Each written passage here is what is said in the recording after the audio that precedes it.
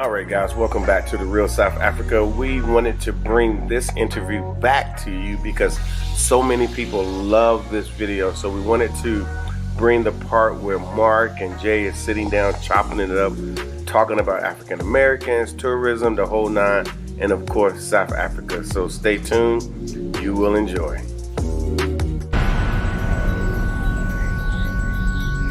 For those that are looking to relocate, we have a book you can purchase. Check it out on our website now.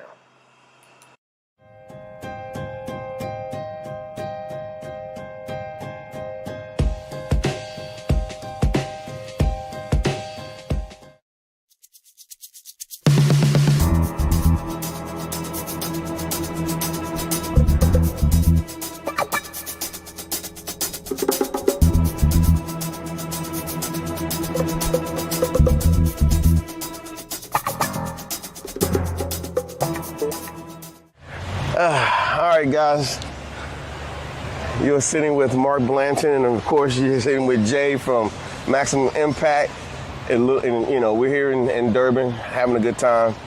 I'm trying to show the man a good time. I'm trying to show him, hey, this is how we do it down here in South Africa. I'm trying to convince him that, you know, I need to move to South Africa. No. I mean, we're not Ghana, we're not all these other places. We just little South Africa down here.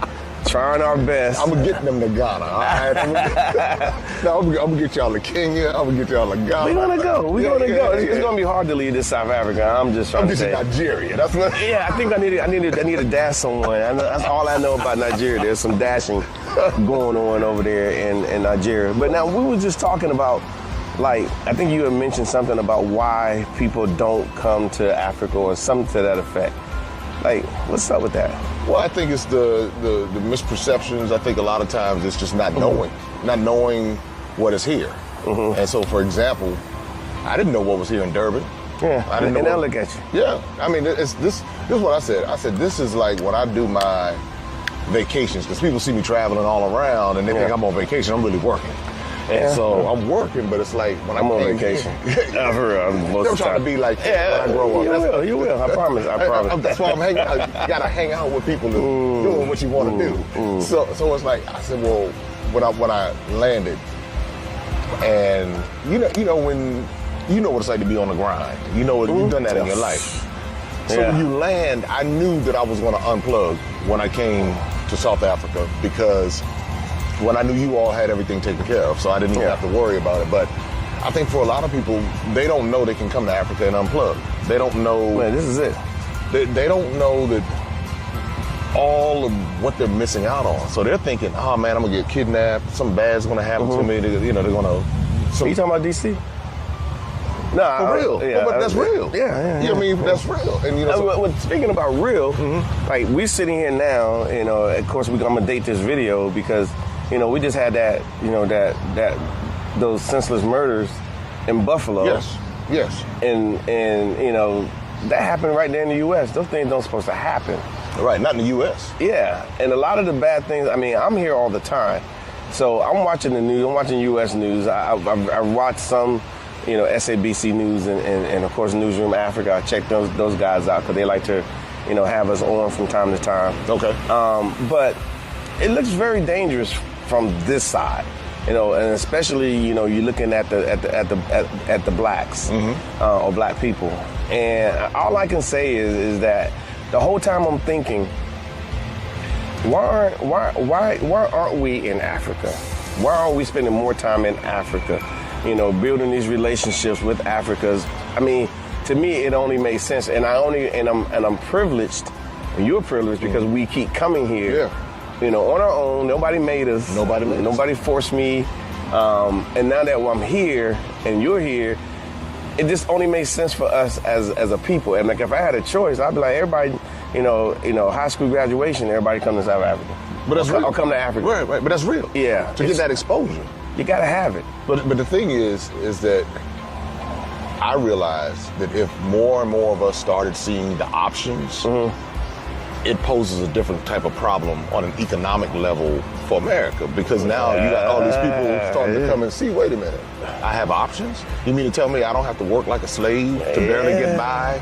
I can take the same money and I can work online, I can work remotely, I can go I can do these different things. So I think a lot of people don't come because they don't know about the options. And then the narratives, you got to remember, for all of our lives, they were telling us that Africa was a bad place to come to. You know?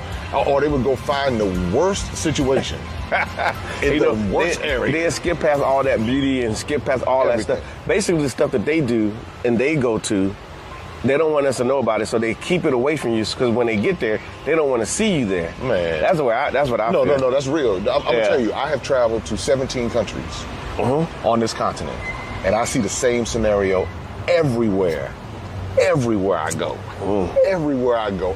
Everywhere I go. I was in the Gambia.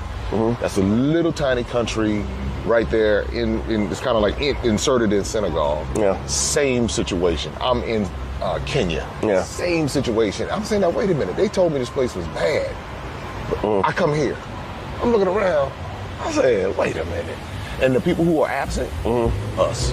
Yeah. And we the ones we should be enjoying it the most. I will say, and I'm just going to say it, and I know it might not be popular in the U.S., but it's a fact here, and especially in SA, and I'm sure in other parts of Africa, they always say the same thing. Where are the African Americans?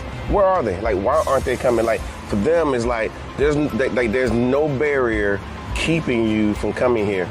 They always reference like our passports. Our passports get us in places. Yeah, it does. Yeah, their passport here in South Africa don't get them hardly anywhere. So they're here. So you do have some, under certain circumstances they get to come, school and whatnot. But we could just come at any time, and they are totally shocked. Like they don't see any. And then when they do see us, they're so shocked. You'll see us in Joburg. You might see, it's like we're in Durban. So there's not a lot of African Americans just running around. No, yeah. That's true. That's very true. I don't see us running around. No. I mean, you'll be in Joburg, and you from time to time run across somebody, who's American. But I would say, like people like us, who is doing the work for our people. Yeah. And you can say whatever you want, but it's for our people. Yeah. Because we found something, and we're like, hey, come over here, y'all. Let me show you. Yeah. And it's going to be extremely hard. And maybe you can chat about this for a second. People want to go to the places that you serve, that you spend a lot of time setting up. Yeah. You spend a lot of time. You go and get staffs, and you find local people that's willing to assist. You do all these things, and you get somebody who wants to come to Ghana per se, or one of the other places that you go to, and then they want to do it themselves. Oh, okay. No, for real, they want to do it themselves. That's fine. And then they get there, and then they want to have the same experience that you were talking about. Yeah, no. And they did the only work they did was they went on the internet, and they found something. They don't know where these places are. They don't know what the ratings. They don't know anything. I go through it. But the thing that I tell people, especially when it comes to the maximum impact experience, I tell them up front, I'm not the cheapest. I'll never be the cheapest. Yeah. Because what I'm creating is an experience. Yeah. And so some people don't want to pay for the experience. They don't want to pay for knowing that they're going where they rest their head. They're going to be comfortable. Yeah. The time, you talk about the time and energy that goes into making sure the transportation is in order, making sure that their experience flows the way they want it to flow. So when that happens, they can call, but it's a fee. It's not going to be, because we're going to rescue you from, trying to avoid, because it's a lot of time and energy that goes into establishing relationships. It's a lot of time and energy away from family, away, just being in these different places. And so and this is what I'm very confident about, and I see you doing it too, and I think that's why we click the way we do, is because, we talk about black business, we talk about uplifting the community and all of that, but then when that time comes, we try to shortchange the community, try to tear it down, and then go, try to blast it. And so for me, I said, blast me all you want, because that's fine, because you're not going to be able to blast me on the quality of what I bring. Yeah. And it'll just be because you couldn't have your way, but it won't be because, he didn't do what he said he was going to do. It'll be, but that's something I see. It's unfortunate, but there's so many other people who come and have the great Yep, experience. they come here and they actually submit to the scenario. I've had people that say, "This people, people are so funny." They say stuff like, "Yeah, I wanna climb Table Mountain, Okay. and then I wanna go to the Apartheid Museum, and then I wanna walk on the beaches in Durban." I'm like, you're talking about 3 different places, 3 major cities. They 3 have flights. 3 different flights. They have 0, and I'm only going to come for 6 days. And first of all, I would just tell you it's a waste of time. You need to select one. But the packages that we put together, and I'm sure you do something very similar, the packages that we put together are put that way for a reason. Yeah. And we put a lot of effort and energy to it. We conversate with the people that are on ground, not on the internet. We talk to them and say, hey, it's going to take people 3 hours to do this. It's going to take people 4 hours to do this. This is 6 hours away. This is only 30 minutes away. So we know all these different things, and then we're familiar with the locations because we go. Yeah. The hotel you're staying in, we stayed there. I know. That's why I'm with y'all. I'm saying that's why I'm here, because I know what I'm getting. I know the quality. Yeah.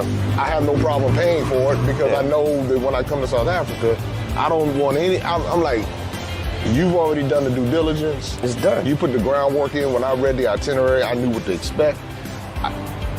But unfortunately, and I realize, we won't even stay on this very long. Yeah. Unfortunately, there are people who don't respect that, and they don't respect that work that you put in. No. But you know what? As people are watching right now, and I'm telling you, as you're watching, you're making the consideration if you want to come to South Africa, they're going to make sure that you're taken care of. Last time I was on, I talked about being a client again. Yeah. And I meant that because I know what it's like in this industry. I know how hard it is to coordinate different things. When I came and I looked at how everything was laid out, I was like, I'm good. When I went to Lesotho yesterday, and I didn't even realize where I was going. My mind, when I got here. Another country inside of South Africa. Another country inside of South Africa. I unplugged. When I got here, I said, all I'm going to do is just, when they tell me where to go, I'm going to go, because that's how much confidence I have in what you all are doing here. And so when I got there, I was the views that I had going to Crazy, the ain't it? I'd never seen anything like that in my life. But if I was nickel and diming, being cheap, You would never know any of these things. sometimes you got to pay for quality, pay for the experience, and just enjoy the ride. And I think that's what holds us back, because many times in America, we've been trained to look for the cheap.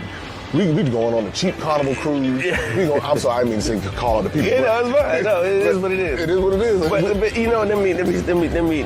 me add in there, because I don't have no problem with people doing those types of things. If they want to, if you just come to South Africa, get the experience, great. But I promise you, I know I brought my mama here some years ago when she was around, and I know that when you come in all this way, and you're bringing your families, all this way, and you're bringing your mom, which I think everybody should bring their moms if you can, and of course your dad if he's around. But yeah, come all this way, you don't want to be disappointed. No. I remember one day I was in Joburg, and I saw, I see people like people see me, and I saw this brother and his wife. They were older. It was like at least in their 60s, maybe 70s. And he had all his Pittsburgh hat on. He had his Pittsburgh stuff. He had the towel and everything. Yeah, basically he had the terrible towel. He had all this Pittsburgh, so I knew he was from America. And they were moving kind of slow, so I said, let me go park this car. And I actually caught up to them. And I don't know the full story, because Tasha had a story with the wife, and I was talking to the gentleman. And he said, we worked our whole lives. We just wanted to come to Africa. And he came, but he didn't have a plan.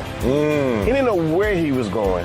He had zero clue where he was going. He was just trying to figure it out, And that's stress at that point. And then like with her and his wife, she had to sit down a lot. It was like, so, and I'm thinking in my mind, if she would have came with us, we would have made sure that her situation would have been sorted. Everything would have been good for them, from where they're eating to all the events and all the stuff. But they chose to go that route. So then he's turning around asking me, well, how do we do this and how do we do that? And I'm like, so, and I and you kind of mentioned it. Us black people, we say on the cheap, but we don't do things properly. So you were here in my videos. I say do it proper. Come here proper. Absolutely. Come, have your cars waiting for you. Have all your stuff. So when you come all this way, you're not having a fuss. Because I'm gonna be honest with you. For example, like people use Uber in the States, and they'll say you can't use Uber here. Uber's here as well, but it's not regulated the same. It's just not the same. So they have Uber. They do have Uber here, but it's not the same as it is in the States. Meaning that they have their own rules and have their own regulations and whatnot. So to the point to where what I'm saying is that if you're going to have transportation and you want to be guaranteed and everything is good to go, if you're waiting on an Uber, you might actually be waiting on an Uber for an extended period of time. And then I like how you put that in. Yeah, and you may be. Versus our stuff, you have a guy pops up. He's in a nice vehicle. Yes. He's dressed proper. Yes. He's doing all the stuff. He's probably a guide. He's going to be able to tell you along the way, hey, this is what you're looking at. Because I'm gonna tell you, a lot of us Americans, we go places and all we do is just looking for American stuff as we are riding down the street. Okay. And so that's all we recognize, and we don't realize that building was this and that was that, and this is this. So when you have that guide in a car and they understand because you're with us. Yeah. The brand is already set. Yeah. They know that. Educate our people on what they're seeing. So when at the end, that's part of the experience that you're going to have. And I'm going to tell you, when you talked about pricing, I'm laughing because I remember years ago when I was like, okay, what does it cost to spend 10 days in South Africa? And the first thing you put in, and there's some lodge, it pops up, some lodge somewhere in the bush. They're great lodges, but you don't want to spend 10 days at a lodge. I'm just telling you. Yeah. As black people, go see it. Maybe spend a day, two, and then bounce. Yeah. Because you're going to want to do what we're doing. I agree. Yeah. I agree. 100%. But the prices are like $10,000, $12,000. They're massively. Go online, look it up. It's expensive to come to. So it just looks expensive. But then when you look at our packages, they're a third of it, and you're getting all of this. So I would suggest. I always say, go to our website and whatnot. But you do feel that most people should be like, you know what? Let me go to Africa. Well, here's the thing, people. This is what I learned. I was afraid to invest in myself, so I would always cheat myself. I would always pull back. Let me see how I can do this for less. Let me see. Not that you shouldn't be frugal or wise with your money. Yeah. But I was afraid to spend money on me. For whatever reason, I think it's cultural conditioning. Yeah. Maybe I don't think I deserve it. I don't know. We got a lot of stuff going on. Yeah, we did. Just a little bit. We got a lot of stuff going on. So I had to shift my mindset and say, I work hard, and I'm going to play just as hard. And why shouldn't I come here and enjoy when I go to sleep, knowing that I don't have to deal with drama and all kind of stuff going on in the hotel? Yeah. Why should I pull back from a dream trip? Yeah. Because I'm afraid to spend some money. Yeah. And I spent money on other stuff.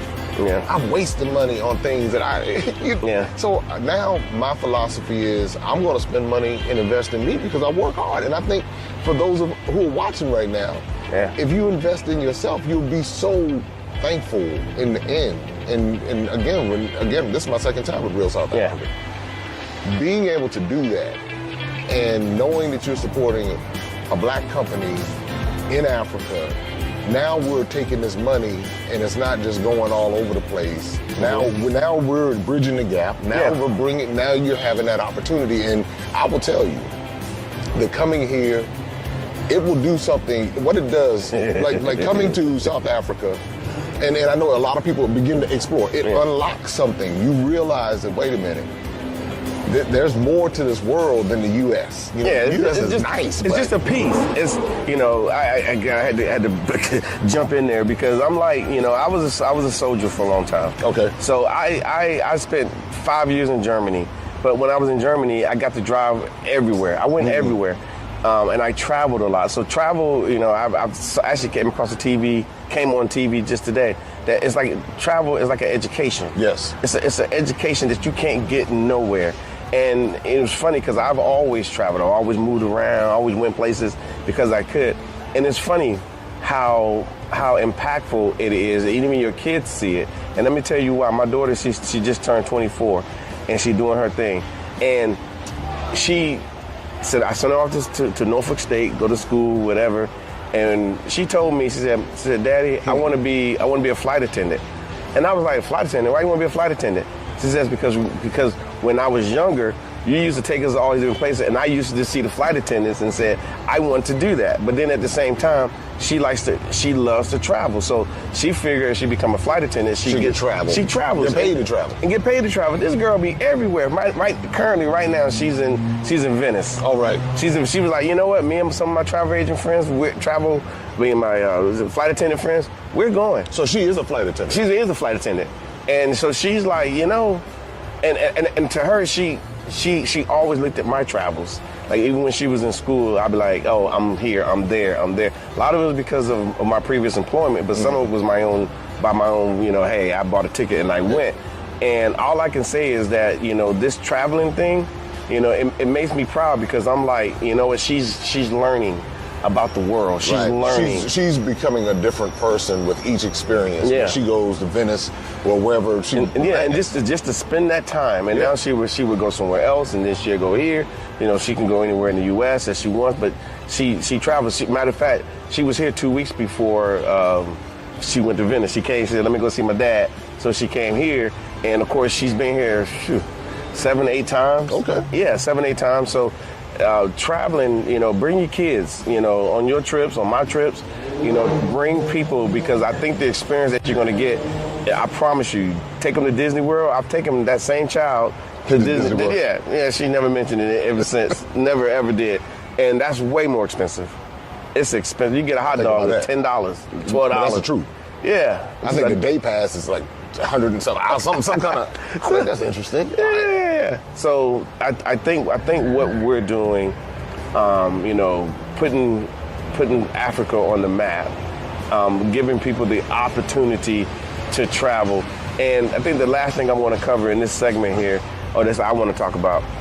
This is what I want to talk about. Yeah, is. You know, you know, we talked about different countries and whatnot, and I think we get polarized as Black people because, for one, we do our DNA thing, which is fine. Mm-hmm. You know, nothing wrong with that. Maybe, I don't know, but he said, maybe. You know, I don't know because I know they use DNA to do a lot of stuff. Just saying. I mean, we've seen some of the experiments they do, which is fine. But you know, to find out where you may be from or whatever the case may be, and I'm going to go on the record to say that, and I'm glad you're here, that people get polarized because they're like, I want to come to Africa, and then they do this. The next conversation is, I don't know where to go in Africa. Oh. I don't know. And so then they don't, so then another year go by, another 2 years go by, and then they won't even go. But then in the meanwhile, they've been to Miami, they've been to New Orleans, they've been to New York, they've been to San Fran, they've been here, they've been there. They never asked that same question. They didn't ask it like, where should I go? No. They just go. I'm going to take it even deeper. They'll go to Paris. They'll go to London. Yeah. They'll go to all of those places. And they don't ask no questions. Well, Africa? Yeah. I don't know where to go. Yeah, I don't know what to do. Okay, well then I'm going to do my DNA test to find out with my people. Okay, now I know that. And then you walk around with your certificate. You might even hang it on the wall for a few years. But you, at some point, it's like there's so many barriers that we put ourselves, and then just using the internet, just the conversation around where to go, what place is better. I don't give a damn. Like, they're all great, in my opinion. Yeah, if they're all great. I've been with 17 of them, so I prefer South Africa. That's just me. You know what I'm saying? I'm gonna get them to go. Yeah. but that's just me. But I think the same people in South Africa are in Ghana and Angola. Yes. And whatever, we speak a little different languages. Some of them are tribal languages, and some of them are languages that were bestowed on them. Yes. Per se, bestowed. Mm-hmm. Yeah. That's why I speak like this, and I don't know. I speak like this too. Yeah, I don't know what my native language is supposed to be. It's sad, and I will admit that. But I'm glad that the people here accept me for how I am, and I'm sure you got accepted. Same thing. Yeah. So people do accept you when you walk up in there. Oh yeah. Well, I'm tell you where I get accepted the most. Nigeria. This guy. They think I'm from Nigeria. but I'll say this.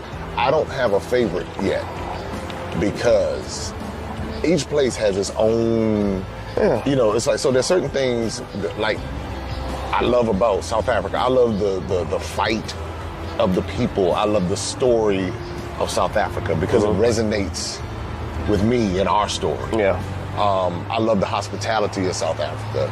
I love the amenities of South Africa because they're familiar, so it resonates on that. And I had to be honest with myself to say, I appreciate those amenities. But then when I go to some place like the Gambia, I keep talking about the Gambia. I don't know what's happening with the Gambia. But I go to some place like the Gambia and it resonates because it feels very organic. It feels, I'm from the country too, South Carolina. I was born in Charleston. So you know how country living is versus city living. So you know how sometimes you go back to the country and you're like, all right, this is the country. Yeah. So that's what I feel when I come here. But the thing is that if you just come and you just find wherever, some people, South Africa is where they need to start. For other people, maybe the Gambia is where you need to go. But not going at all is where I get concerned because all we know is America, and America is just a morph of... I don't know what it is. It doesn't know what it is. From this perspective, and I mean perspective, I'm not saying I'm sitting in Indianapolis talking about America, because that perspective, I'm too up close to it. Everything's America, turn TV on. Everything I do is American, so it's kind of hard to even have any discerning eye. Yeah. But when you step away from it, and like my wife, this is the first time living out of the country, and her view has changed because now she's like, whoa, I can see America I can actually push it back and I can see America. And, there's still things that are super positive, but then you start seeing all the cruddy stuff as well. You see it. And then I think for us, at least for me, my South African friends, they ask me some of the simplest questions, but it makes sense because they ask me stuff because over here, obviously they have all their news. Like, we don't have any African news in America at all, besides what they decide to tell us, which isn't the best. Yeah. Not saying things don't happen, but what happens is eventually some CNN story will come out, and then it'll come out here. Good old CNN. Yeah, and it'll come out here, and my South African friends be asking me all kind of stuff, because culturally, it doesn't make any sense. Culturally. It just doesn't make any sense. And I'm not going to talk about bad things, but let me talk about one South African culture, which I think is something that we need to look at in America, but our society doesn't really permit it. It's here in South Africa, they call it a black tax, right? A black tax. Uh-oh. No, I can appreciate it. Even though some South Africans, they're like, man, it's this black tax thing. It's like basically what it is if, you got your family, and you got these massive families over here. There's not like 8 people, 10 people. I'm talking about massive families. And if somebody, that's you say go to Joburg, because a lot of people want to go to Joburg, and they make it, and they're doing well for themselves, and they're they got the job or whatever the case may be, then that means that you got to take care of your people behind you. You got to take care of your family. And I see people here struggling with it to a point to where it's like, I gotta pay black tax, and it's not like they say it like it's not a choice, because it isn't. They actually take care. They take care there. So you can be here. Like, I'm used to Waco, but I can think of like most townships. On the weekends, you be seeing nice cars pulling up in them places. Them cars don't belong there, and from an American perspective, but they're there because the brother don't came home. He's done well. Okay, he's come home. He takes care of home. Takes care of Gogo, which is grandma. He takes care, everybody. Okay. Does what he can. That's a black tax. We don't do that in the States. We make our money. That's our money. We do whatever we want to do with it. You don't get to tell me that I gotta take care of my cousins or help my brother, help my sisters. You ain't got to do that in the States. It's just a choice. Here, it's not really a choice. That's something that you found that was that inspired you here. Well, I feel that they have the culture. They have something that binds them to each other. Got it. Even though it might be unpleasant sometimes. Sometimes it's a good thing. I'm sure it feels good to be able to go back and help grandma. Go home and build something or put something on, or on our homestead, we're building another home and you can contribute. I mean, that makes me feel good. That would make me... Because you're building up your family. Yeah, exactly. So there's a lot of things that they do. But part and parcel, I think I had a Nigerian doctor. I met him at one of those places in Joburg. You run across a lot of Africans from different spots. I was saying Nigerians are everywhere. Yeah, he was happy to be sitting over there by himself. I'm like, hey, bro, what's up? And he's like, oh, I said, no, man, come over. No. Come over here with us. And so it was us. It was just all of us. And there was some South Africans, and it was us and him. And we were all talking, and it's weird. And let me tell you something, Americans.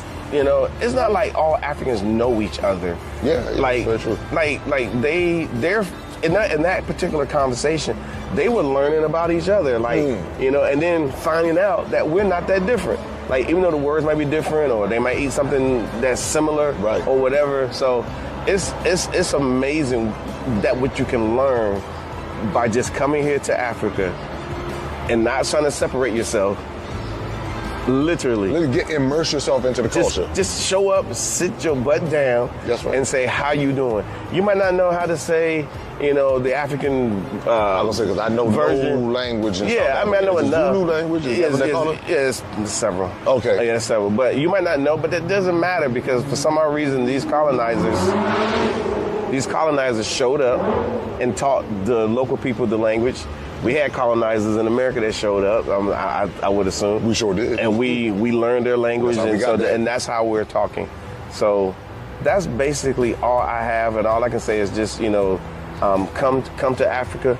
I know I said something about you know, coming on your own, but I would prefer that you come through somebody who's taking care of you. But if you can just put $2 together and get here and land in Accra and just walk around and then get back on the plane and leave, then do that. You don't want to do that. Yeah, you know what I'm saying. But you know what I'm saying. But they need to get some experience. Yeah, but if somebody can do it, you know, for real, if you, this is my suggestion, so you don't go back to America and carry the narrative that has been pushed on us, it would be wise for you to go with a reputable company that can curate an experience for you, so that when you go back and tell your family and friends, you've now had an experience that is, one, people, and the reason why I would recommend companies like what we do is because we know our culture. We know it better than they do. Us. We know where people want to sleep. We know where they want to eat. We understand the dynamics. We know how we've been taught. We know all of these different things. And so, again, I know that if I went to a country, and even to this day, I still just don't show up in a country. Even with all of my travels around Africa, I still understand, you know what, let me make sure I have an understanding, and let me sign up with someone reputable, because I don't want to be tainted by my own misjudgment. Yes, that was. Thank you for correcting me in that regards, because I do agree with you that like I said, people come here and then they have a bad experience, and then they go back to the States and they're like, man, it's messed up there. Ain't going to Africa, man. No, because think about it, you can go in the U.S. to you know, go to all these different cities, and every city has issues, massive issues. You know, I remember I was in Sacramento, and they were talking about the housing problem, and people were sleeping along the river, and they had people. So I drove down there. Me and my daughter, we drove, because she's always traveling with me. She'd be rolling, and we drove down there just to see, and it was just nothing but a river. Intense. And people they went to the sporting goods store, bought tents, and they were just sleeping out there. And these are good people. Some people had cars, and you know, because it's so expensive. In Sacramento. It's massively expensive. In California, that it's too Silicon expensive. Valley is too expensive. Yeah. And so people are like, I don't know what to do. And you would think, you know, mostly black. No, it's mostly white people. Yeah, and that's the other part. There's some of those other narratives. So we go down a whole road. But to your point, and I think this is so important. Just come, invest in yourself. Yeah. Come and see. I know that Mark and Natasha are going to take care of you. Yeah, we take care. I know it, because we do what we can. This is the second time around. Y'all remember the old Shalimar song? So, oh, there. Now you dating yourself again. Shalimar. Took me back on Shalimar. But that's the deal. Howard Hewitt. Howard Hewitt, Jody Wiley, and the other guy. But that's the thing. When they come, it's really almost like a setup. Because when they come, I'll give you a good example. We'll just use Accra. All right, so you come to Accra, and let's say you have a great experience with us. But in the alley-oop is, well, I'm trying to go to Joburg. Well, I know some people in Joburg that can take great care of you. And now you have two great experiences versus, man, I tried to find those so-and-so online. Yeah, and I went online killing people. Oh, that online. And you know somebody over there. Now you got dealing with little so-and-so trying to get at you. All this, see, that's a whole nother story. But it's like you gotta just invest in yourself. You work too hard. Time, we are learning that time does not wait for anyone. We can be gone at any point in time. Yeah. Just like that, we're gone. We're talking about bucket list. I'm gonna get to Africa one day. On the bucket list one day. I'm gonna come in 2025. And it's already written that you're not gonna be here in 2025. Yeah, you just don't know it. Right, you don't know it, or we don't know. We don't know when the time is. That's what I decided. I said after 2018, I said I'm not waiting anymore. And that's why people are like, man, you going on? I said, yeah, because you just don't know. I might be here one day or 50 years. I don't know. But however much time it is, I'm going to make the most of it and hopefully inspire other people to do the same thing. And that's what you and Matasha are doing here in South Africa. And that's what other, when you see this, this is a movement that has started. And it's not a cliche movement. This is real. It's not a moment either. It's not a movement. It's not a moment. It's a movement. You can look at the videos on your channel and see all of the different testimonials and how people have had their experiences. And that the people tell you, we're not going to get on there and lie. We, our folks, black folks in America, not going to get on camera and set up there and lie for you. They're not going to do it. So people will tell you, and you can feel it from the people. And what we want is for you to be able to have that experience. And what I want you to do is when you come to South Africa, come with them. I'm telling you, you will not be disappointed. I am telling you. So that I put my company, my reputation on the line.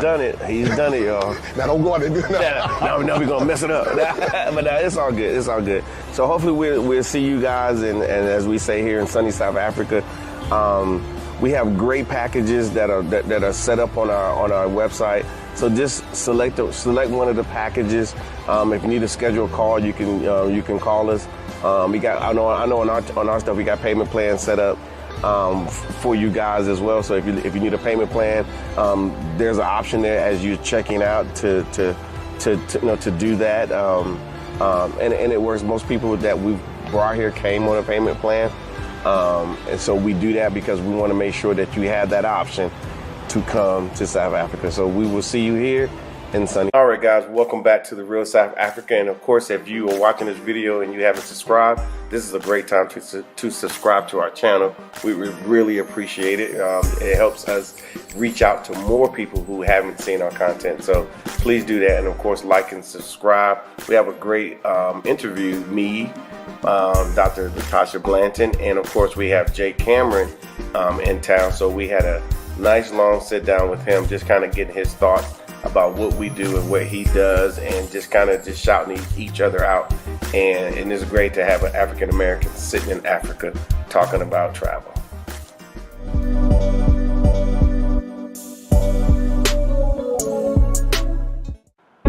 All right, everybody, we are at a new location here in Johannesburg. It's called the Sanctuary Mandela for obvious reasons.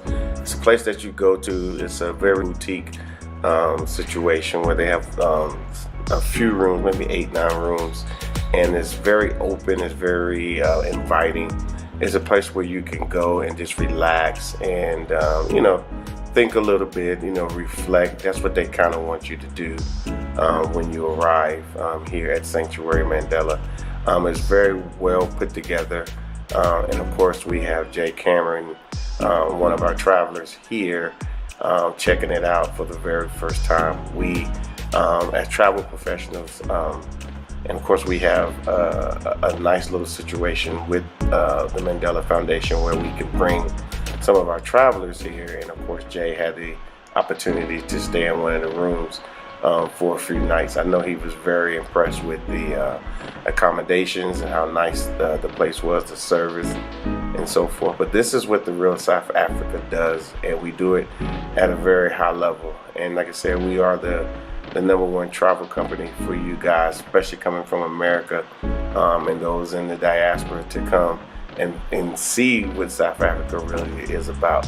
So we do the best we can, and most people are pretty satisfied with what we do for them when they do get here. I think they're surprised of our level of expertise and the amount of people that we have involved in their travels, and everybody seems to appreciate it.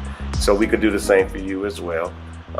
Just hit us up at therealsouthafrica.com. But we got an interview with him as well coming up, and we want you guys to stay for that. It's going to be amazing. It's going to be a lot of content. We're going back and forth, different topics and so forth, because like I said, he's been here to Johannesburg. This is the second time. So we will see you there at the interview. All right, everybody. Hey, everybody. This is Mark Blandon. We are coming to you from the Sanctuary Mandela. I feel like I should lower my voice a little bit as I say the Sanctuary Mandela. And of course, we have somebody sitting across from me, which is Dr. Matasha Barnes from the Real South Africa. We are at Sanctuary Mandela. Is that what you wanted to say? Yeah. I think your voice is a little deeper than mine. I don't know how. Because I'm better than you. Oh yeah. Okay. Great. And then of course we have a guest here. I'm back. Yep.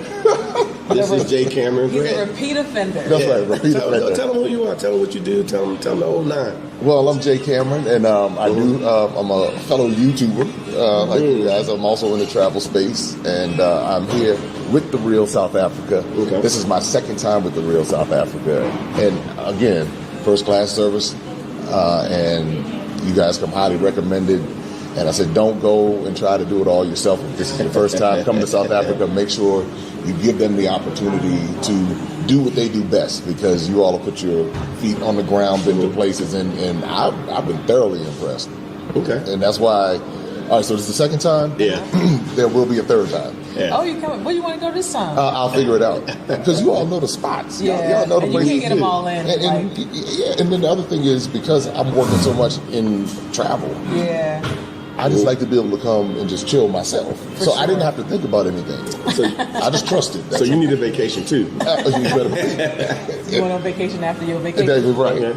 Exactly. So, but you did say we came highly recommended. Yes. How does that work? And then also to part two of that question, you said that we're YouTubers. Okay, we're YouTubers. Yeah. Content creators. We do YouTube. Right, we do YouTube. Yeah, but we actually do travel and tourism, obviously. Right. But in that YouTube space, do we come highly recommended there as well? Absolutely. Because you show people South Africa in a way that they would not normally see.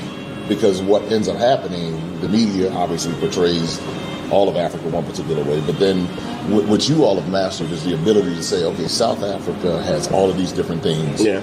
And again, I'm someone who's well-versed on the continent, but did not know all of what was going on in South Africa. So that's why so like here, Sanctuary Mandela. Okay. You all took care of the accommodations. I stayed at another hotel. I'm sitting up here like, wow, okay. This is, I mean, when I stepped in the room, I was like, this is how it's supposed to be. And this is what people need to experience, because everybody's thinking, not everybody, but a lot of people in America are thinking everybody's sick and dying in Africa and everything is poor. And sure. Why would I spend my money there, and why would I do that? But I'm telling you, I've been here, 14, 15 days now. So it's been a while. Yeah. And I'm getting ready to leave, and I'm saying to myself, all right, when can I come back? Well, really, the reality is I'm trying to figure out which city to purchase.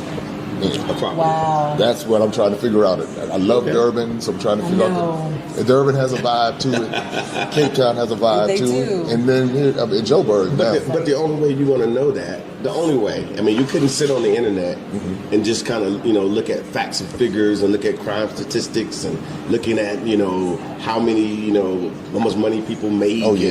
And, stuff that people end up saying, well, I've done my research. I went to the research department and I've done the research, which we've heard enough time, and I'm sure you have in your space. And the only way you can even make these comments that you're going to make is because obviously we, was there making sure that you went to all these places. You did.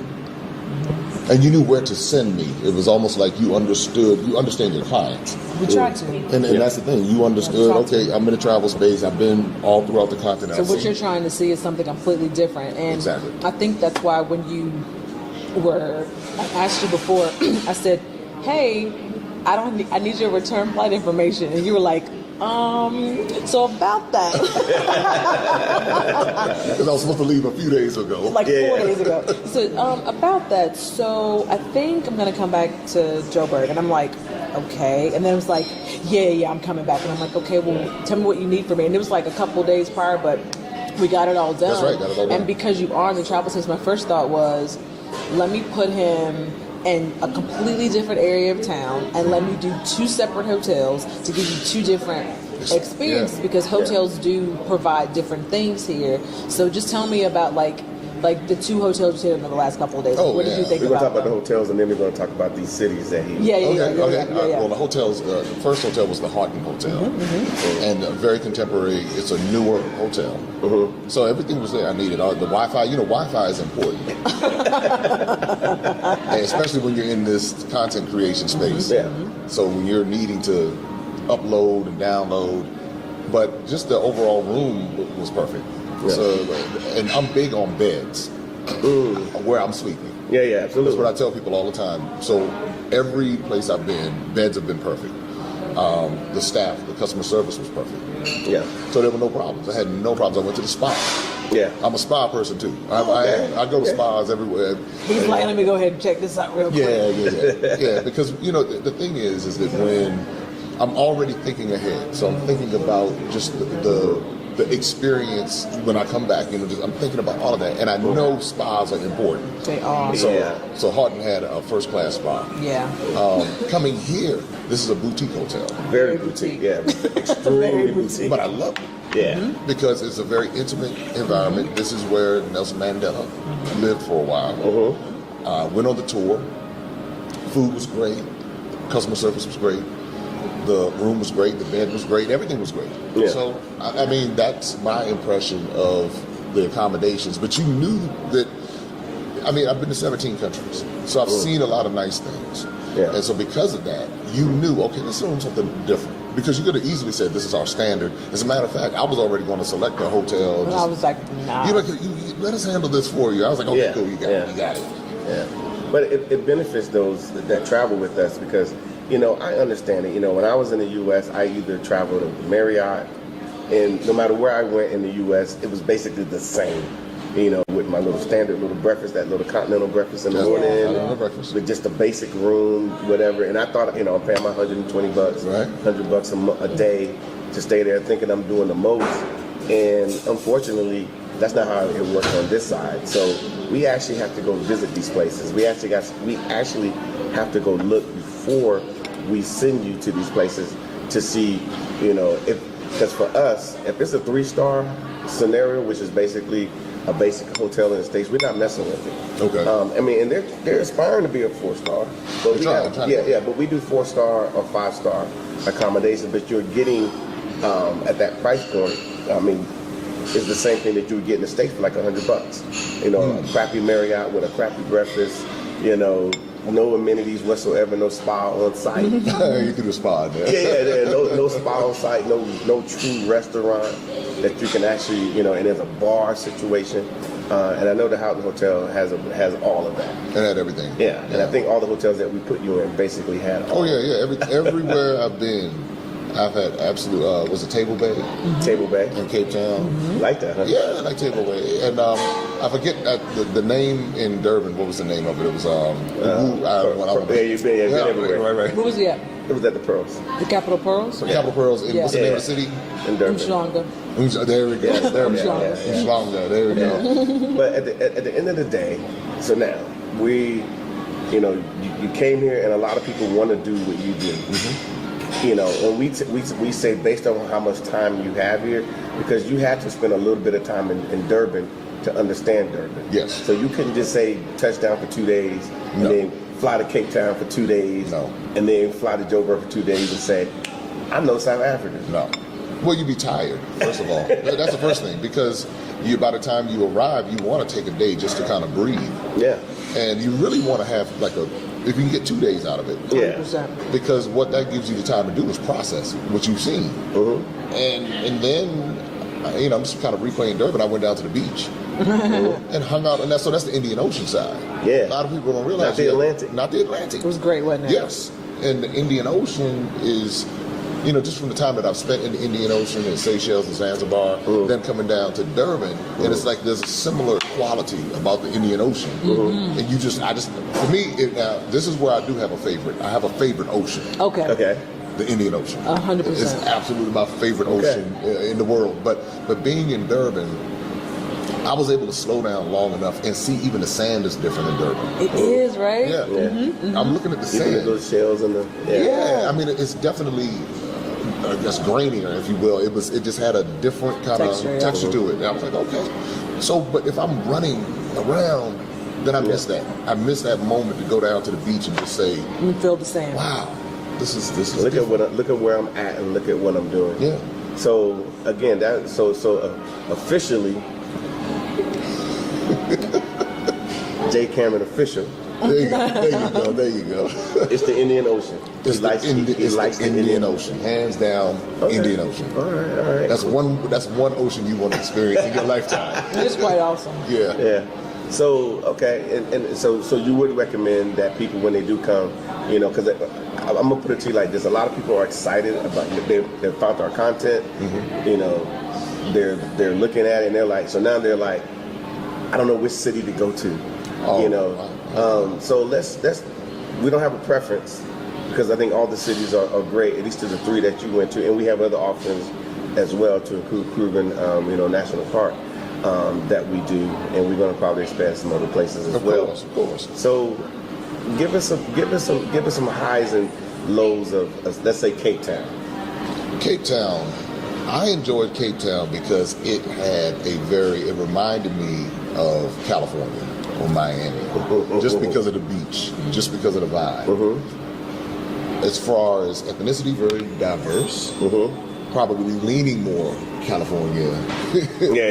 A lot more California. right. So, but outside of that, I mean, like the mall, what it's called, the Wharf Mall. The V&A Waterfront. And then there's another mall, I can't remember the name of it. The other one. But anything you need, I mean, there's no lacking of anything that you need. Yeah. I mean, the restaurant that I went to, it was 2 restaurants. I went to... You went to Séjour? Séjour, that's the one, okay, that's in the hotel. That's inside the hotel. Okay. And then you went to Gold Restaurant. Gold Restaurant. And you should have gone to Bungalow as well. Did I go to Bungalow? Down by the water. Oh, yeah. Absolutely. So I have a video coming with all of this.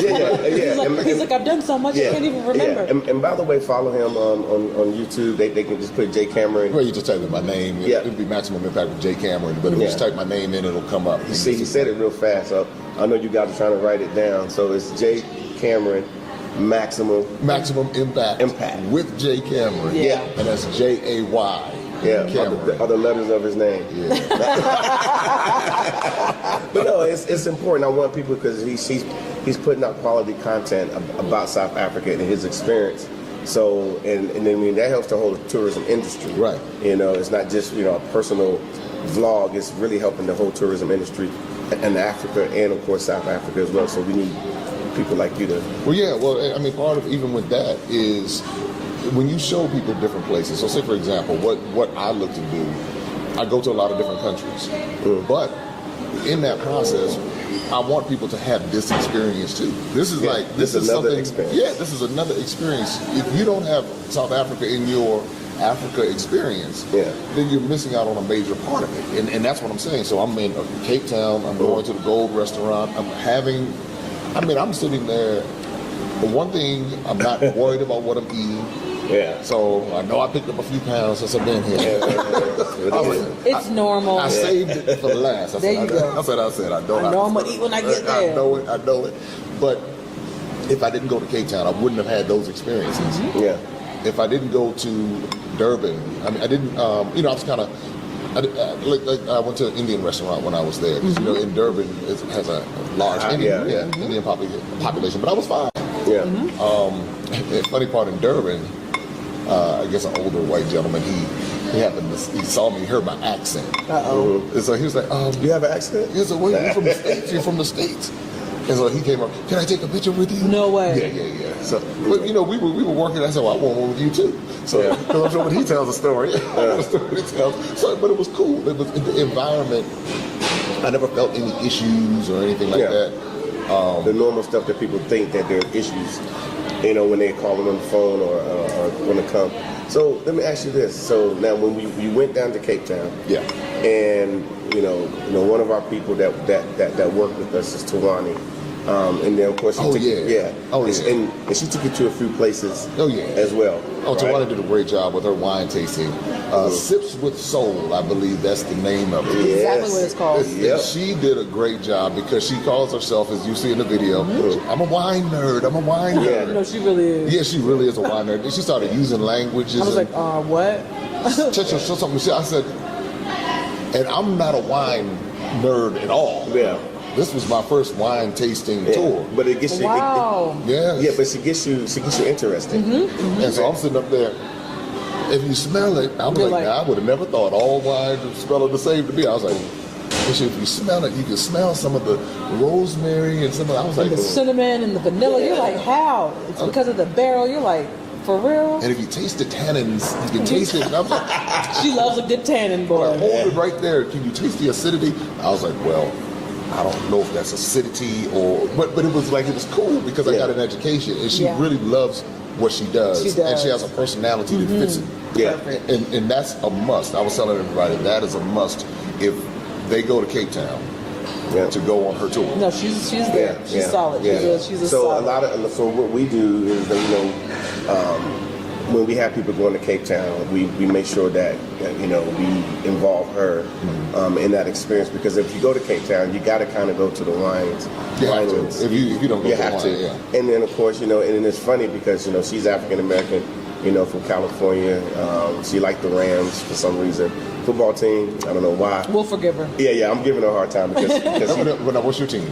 I don't really have a team per se. Not anymore. Over the years, everything kind of merged together. But I just watch football, good football games. But you know, she hit me over the head with, you know, because the Rams won the Super Bowl, so she was like, "Oh, we won the Super Bowl." But it's funny that she's African American. You know, you're African American, and of course we're African Americans, and we are promoting South Africa in this way.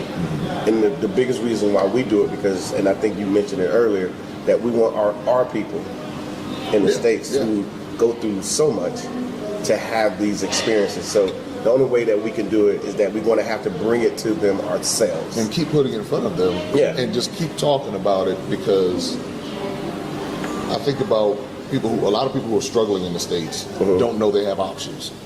And that too, and I think that when you say all of us, and I always say we're Africans born in America, not necessarily African Americans. That's just me. I always say that we have to do it this way because we know our people. They have to be able to see themselves in this space. Yeah. It can't just be somebody else saying you need to travel to South Africa. They need to see us doing it and say, that is an option. Right. Otherwise, it's like they're not going to do it. And a lot of people do ask us questions about apartheid and racism, and we get questions like, it has to be worse in South Africa because of apartheid. And I'm like, you need to understand the difference between like how apartheid worked and actually how racism exists in America. And I'm not saying that they don't have pockets of racism here, but how are we going to actually experience that when we're in the majority? Like what is it going to look like? It's not going to look like that. It's not going to look the same. It's going to be, if it is, it's going to be completely different. And I think that if they can understand that, that they're going to just be a part of the majority, they wouldn't even ask me questions about apartheid or racism. What if they come and see? They'll be like, if they come and see and experience it, then South Africans don't talk about it like they that. They really don't. The black South Africans don't talk about it. And neither do the white ones. I mean, I've met quite a few. Nobody talks about it. It's no big deal. They moved on. Here we are X amount of years later, and we're, black people, it's almost top of mind. Every day. Because of, I guess, I'm thinking, because they just had the stuff going on in America. You said the stuff. The stuff. Because there was two stuffs. It's more like today. Because they had to happen today. Yeah, what's going to happen tomorrow. Yeah, what's going to happen tomorrow. And that's real for a lot of people. It's almost like when I'm here, when I'm in Africa, wherever I am in Africa, I do not have American anxiety.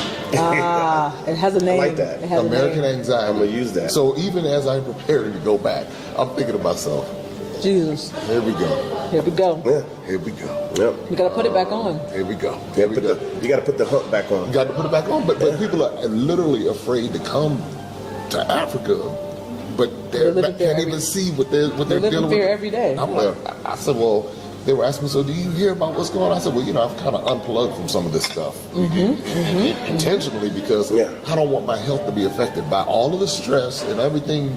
Mental, emotional, physical. And so if you want to preserve your mental health, at least consider, at least see something else because it's...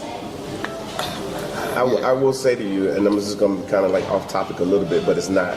We had Ari Squires. She's a pretty significant individual in the States, and she came in for the first time a year ago, and she's putting together a tour.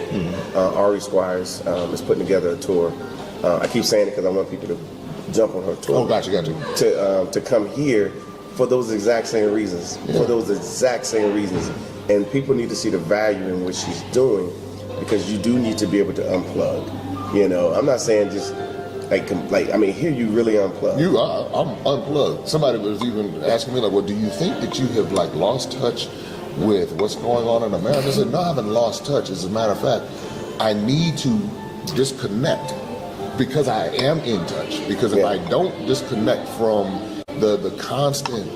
if you sit there and watch that news in America, it will literally... wear you out. You're sitting there, it's almost like it grabs your mind, and you don't think about anything else. And it's like, so when I'm, wherever I am, whether I'm here in South Africa, Ghana, Kenya, wherever, I'm able to just kind of be like, okay, let me enjoy this moment. Let me enjoy this space. I enjoyed Cape Town without even thinking about...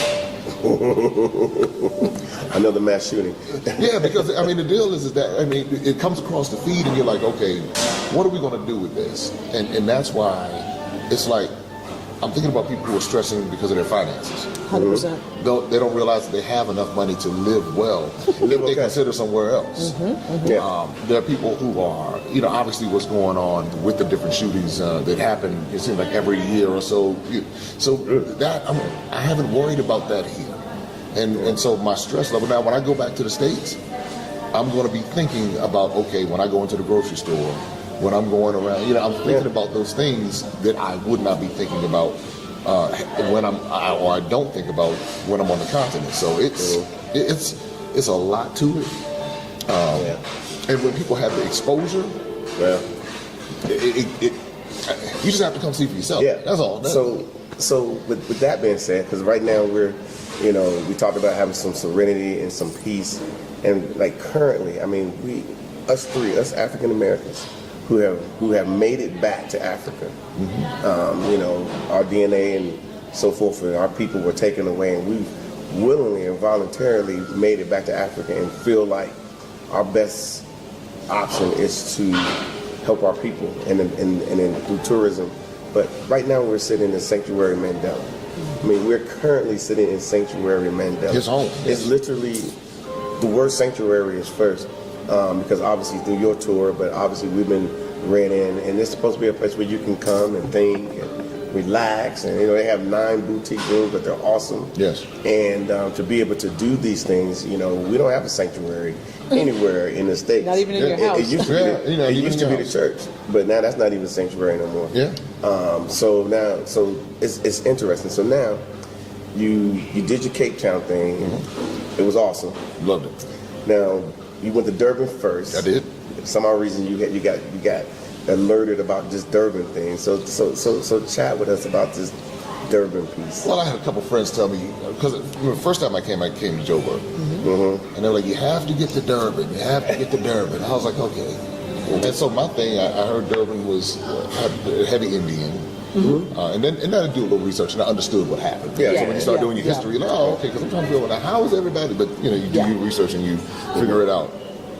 And they were like, you just need to go to Durban and see. So I went to Durban and saw. So now when I'm thinking about where to purchase, I'm torn. I'm really torn. It'll be Durban, Joburg. I don't think Cape Town, but Durban. Just when I say I don't think Cape Town, just culturally. I understand. Yeah. You definitely want to visit. You want to experience it. It's there. Yeah. But I like being around my folks, though. I like being around. And you would feel that in Durban. But now let's talk about the vibe so much in Durban, because in the U.S. we don't use that term so often. But I know here in South Africa, the vibe it's like, how does it feel? How does it feel being there? That's where we walked around. Yeah. So I clearly felt comfortable because we were, as we were walking around and just kicking it. The vibe was just it was urban, chill. It was and I didn't get a chance to go to the nightlife as much. I mean, we hung out a little bit, but I didn't get a chance to. So it was kind of like New Edition R&B with a pop feel. see, man, Tony last time. See, I'm not going with y'all. Y'all are completely showing your age. I'm gonna need y'all to back it all the way down. R&B. No, that's BBD, right? That's BBD. Y'all are doing too much. Y'all doing too much. Yeah, but it is like a mix like that. It is, and that's why I just felt very comfortable. That's why I made it tough. I was like, well, would it be Joburg? Because it has this traffic too. So it has traffic just like Joburg. But it's not like DC. Oh, no. We ran into some Durban traffic that I was you was coming from Lesotho, so there's only one road. We ran into some, I was like, man, this reminds me of Cairo here for a second. But it was, but I'm just thinking about just the whole experience. Because what was the place we went to? It was the place that started off as the money place, and then it grew. Oh, we went to Zimbabwe. Right. So you just look at it. I mean, you're just seeing the development of. I mean, you can actually see it happening. I mean, you can come back in 10 years, and it'll be completely different. And it's funny because Zimbabwe I love Zimbabwe. Oh, you do? I do. See, I missed I heard about Zimbabwe, but I didn't. No, you went there. But that wasn't during the essence of what Zimbabwe. Did I miss the? No. That area. That whole area is called. Oh, the whole area is called. Spot that we went to. Though. That's the name of the hotel is just called the capital Zimbabwe. But the whole area that you were in is Zimbabwe with the trees and the ocean. We went to the beach house. Yeah. Okay, I was even thinking about somewhere else. So. Yeah. Dude, you did a lot. You did a lot. I can't even front. You did a lot. Because I'm sitting there. We crammed a lot of stuff in. I have to go back through my videos because when I put this video together, I was like, here. When you guys went to the beach house and you were walking around the pool, like that was Zimbabwe, and you went. He does not remember. Yeah. Let me tell y'all something, y'all. He's like, where was I? Yeah.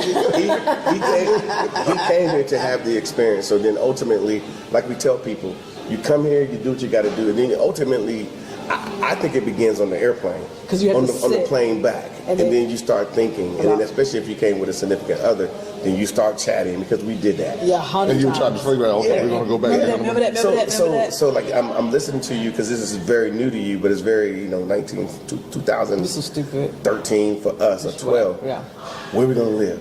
Where we gonna stay? We did that. So you looked at Durban. Did you look at Durban? We've done all of that. We didn't look at Durban. We didn't look at Durban. We looked at Joburg. We looked at Cape Town. Okay. Actually, Durban wasn't even on our radar. We heard about it, but we felt we had enough information, knowing what we knew about Joburg and Cape Town, to choose Joburg. And of course, we have our reasons, but everybody goes through it. Don't get me wrong. So even the people that live in Joburg, when they start to determine where they want to retire, trust me, they're like, do I want to stay here? Do I want to move further out? Do I want to go to Joburg? Do I want to go to Durban? Do I want to go to Cape Town? They all. I literally just sat with a couple who's like, they're trying to figure out. And they're like, and they settled on Cape Town because they like where they live. They don't have anybody that bothers them. It's very quiet. It is expensive, but that's what they settled on. And a lot of the people that are even selling their homes here are going to Cape Town because that's like where you go to retire. Like that's I might need to look at Cape Town again. It's kind of like well, later, like because honestly, like age is really plays a a part. factor Okay. too. Yeah. So a lot of it's kind of like people moving to Florida. Yes. So Cape Town is like Florida. Yes. It's like that's where you end. I'm done. It's like if you're busy and you're on the go, then you definitely want to be in Joburg. Now, what you start to do is what we've talked about, which is you get a spot in Durban, and you go back and forth between the two, and then eventually you just end up in Durban, and then eventually from Durban you end up in Cape Town. Because you're like this, really not doing anything. Cape Town is the Florida. Yes. So people understand. It's the Boca Raton. Yeah. You know what I mean? Yeah. So it's like you just, and there is a place. I see that though. But there is a place in Cape Town that we found, and I'm like, oh my God, this is so much like Florida. It's called Sunset Beach. When I say that place is slow, I'm talking like on the sidewalks. I see helpers pushing people. I promise you, I'm like, yeah, this is totally like. So that's the bulk of the time, because Cape Town has its facets as well. The Camps Bay is in the retirement section. It's going towards Blandon, going towards Par, which you don't know anything about. It's like way out there. There's nothing but beaches and nothing but nice, brand new places being built. So and very slow. Yeah. So coming to South Africa is like coming to America probably early on in the late 1800s, 1900s, when everything was kind of new and things were coming.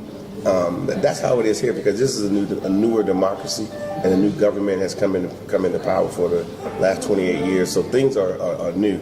So I mean, by the time 20, 30 years from now, I mean, I can only imagine what's going to be here. So it's good to be able to get in now.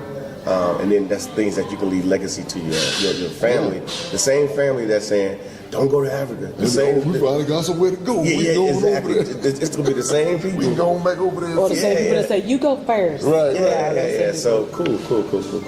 So, but Durban was a nice vibe. Durban was a nice vibe, but then I watched you all's interview with Motormike. And then what happened? And I said, wait a minute, hold on. And I saw the crib. And so when I saw the crib, I was like, wait a minute, hold on. I saw the crib, and I was like, wait a minute now. He had the drone went up. And Yeah. The estate that we live in. Yes. And I was like, okay now. So that is Joburg has an interesting. I mean, because if I'm going to come from America, I'm going to, everybody says proper. You want to make a lateral move. I'm gonna go up a notch. So I want to make a proper move. That's what everybody says. I be proper. I want to be proper with this. And so I was looking. I said, wait a minute now. This here is you don't again in America you don't know that these places exist unless you are intentional about it. So so Durban had its vibe. Joburg has its vibe. I really just need to spend a little bit, even though I've spent probably in total now, if I take last year and this year, 20 so like 20 of my days. Yeah, 20 something So I need to come back. That's why I said I need to do a third. If it makes you feel any better, the process upon which you're like thinking about how to do it is exactly what we did. We literally came 10, 11, 13, we came, and then by 14, we started coming 2-3 times a year, literally trying to figure out like what pocket we were going to be in. And then by 18, it was like, it's time to pull the trigger. And then that's when we moved. So it's not like it happened overnight, because we literally kept coming back. And we came back with what relationships, we learned what the different areas were, what was going to be the best place to, do this, how, like, where do you do business, where do you bank? And then once we figured all that out, it was like, all right, I'm comfortable enough. And then we moved. But I like what you said, because granted, we did all that work. Yeah. And when we did it, there wasn't anybody that we reached out to that guided us, and there was nobody to reach out to. So we hit the branches going up and down. So you spent a lot of money. Yeah. I mean, we did all that stuff. Back and forth. No, we did spend a lot of money coming back and forth. And there were times when it was a situation, because we owned our own practice, and I was practicing, and it would be a situation where it would be like, he would be looking at properties on the internet or whatever, and then it'd be like a Tuesday, and he would text me, I'd be at the office, and he'd be like, I'm leaving Thursday, because it would be like that quick, like he wanted to leave him because he could. I mean, he worked from home, he could do his work anywhere, so the flexibility of that I don't take for granted. So I know everyone doesn't have that opportunity, but I will say you do need to make a plan. And the tickets are actually reasonable to get here for the most part.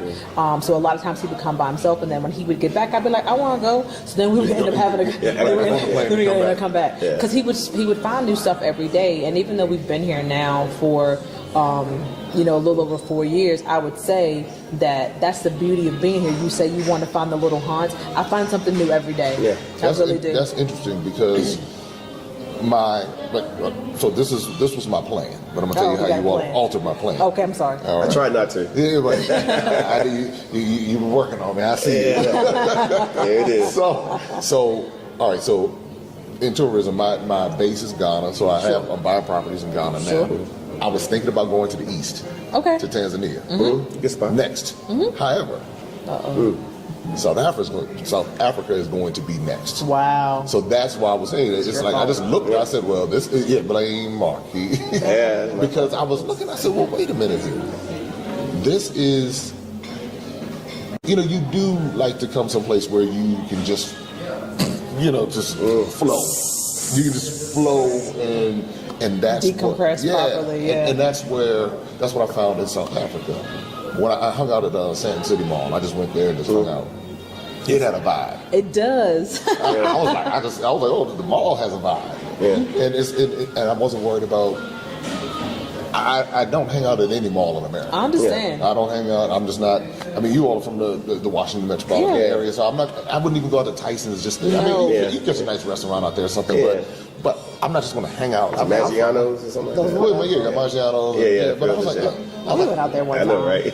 But I was like, I'm not going to just hang out at the mall. But those are things that Joburg offered, where I just felt like, okay, I could do this, and if I needed to unplug for the madness, I could come and just chill for, a few months or sure, 90 days. Yeah. And then he's like 89 and a half. 89 and a half days, and then I'll fly back to Ghana. Come on back. But I will also say that, once people, like a lot of our people that have, I'm going to say, Plymouth Rock didn't land on them, they landed on Plymouth Rock. They came here and they literally, as you said, changed their plan.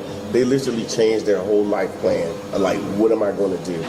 Now I know I can come to South Africa. I could do this, and this. But again, the biggest thing was they had to come here.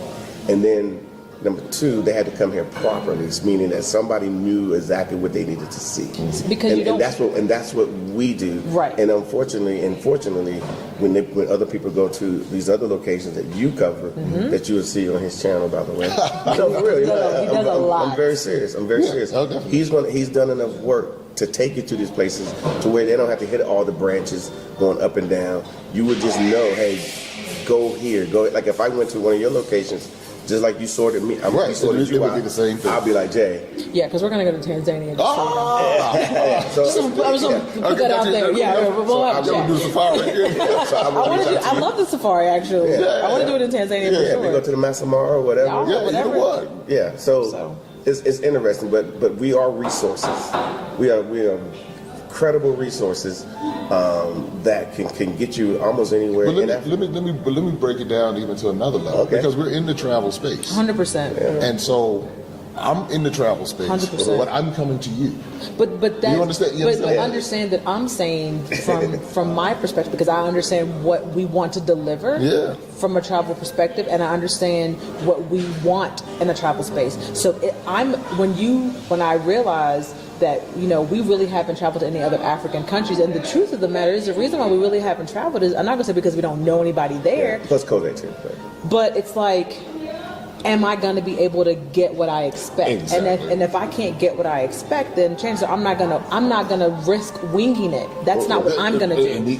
So when I say I know Jay does all these countries, I'm not gonna travel with anybody except you. And I know he's in these countries, and I know that he's on the ground. Exactly. Like that makes a difference to me, and I'm hoping that in the big picture, it makes a difference to our travelers to understand that yes, I live in South Africa. South Africa is that's your home, my expertise. Yeah. But you're in all these other ones. I would rather be like Jay. But that's the same thing. And that's what I want. And because I don't want to get there and worry. I don't want to get there and guess. Yeah. It's not my thing. Right. It's not my thing. See, that's the thing. That's where we all vibe. Because that's why I was like, well, why am I going to go to South Africa and try to wing it on my own? I was like, well, it's not my thing. Why don't I call my folks who know this? It's not my thing. And this is the other thing. I'm like, well, you're going to pay, like I tell people all the time, you're going to pay for it one way or the other. You're going to pay for it by trial and error. Trial and error. Or you just let somebody who's already been there, done that, pay their dues, come through and sort it out for you. And that's what, again, that's why I recommend the real South Africa. If you're trying to come to South Africa, don't be cheap, y'all. Please don't be cheap. I'm sorry. Y'all know how I go on my channel. I know. Be you. You're going to pay more in stress. You want to be able to sleep. You want to be able to get up and know that everything is taken care of. That few dollars that you're trying to save will cost you $1,000 in stress. Might even take a few days off your life just because you're stressing. Allow them to handle it for you. And this is from someone, again, I'm in the travel space. Yeah. So I'm like, I relaxed. I didn't worry about anything. I'm here at the Sanctuary Mandela. I would have never picked that for myself. That's crazy. I would have gone to the Marriott, just say, well. But you'd already been there. I've been there, but I didn't know anything else. So I would have come in and said, okay, let me just go to the Marriott. But when you all said, hey, listen, let's handle this for you, I was like, you know what? Go ahead and handle it. Yeah. And I didn't argue. I didn't squeal about money or anything like that. Oh my goodness! And it wasn't even expensive. It wasn't even. We don't do this super because we want our people to have access. Yeah. I mean, honestly, if there was another company, I'm going to use a company that's not that look like us, they would have charged. They charge probably 3 times more. And you get less stuff. And you get less stuff. You get no attention, and people pay it routinely.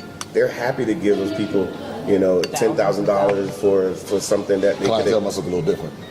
A little bit, okay. A little bit, and then our people, they come here. Black people, they come here, and then like you said, they're trying to.